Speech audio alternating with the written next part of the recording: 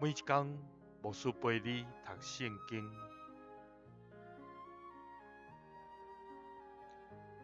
今日是12月初10。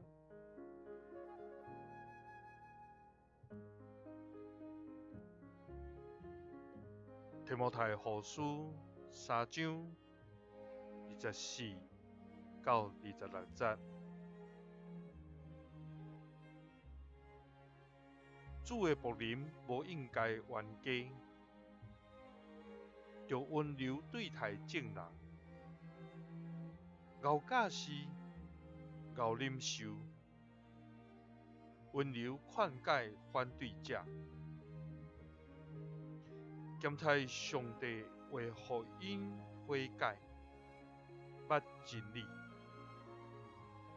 安尼，因虽然已经互魔鬼掠去，顺坦伊的意思，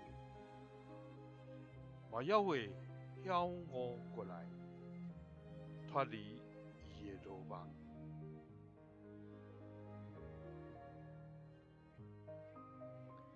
保罗劝勉提摩太，诚做主的奴仆，主的工人，就无应该甲人有冤家，应该用温和的态度来对待信徒，对待别人，熬假释，熬忍受，用温柔的心来劝解遐个反对者，特别这个伫真理顶头来离开违背上帝的人，透过温和温柔的态度，有可能因为安尼，因会通醒悟过来，来脱离魔鬼的罗网。希望因前已经去互魔鬼掠去。对于保罗来看，每一个人的灵魂，拢应爱来到主的面前，来互因有机会反悔，来得到救。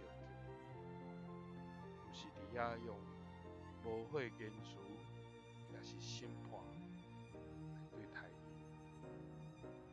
所以咱每一个属于上帝的囝儿、查某囝，伫咱的生活中间，咱兼用温和态度来对待别人，也用温柔的心来劝解遐个离开真理的人。愿主帮助咱，伫咱的每一天，遵探伊的心意来行，互咱下伫主的心意。耶稣听你，赐你平安。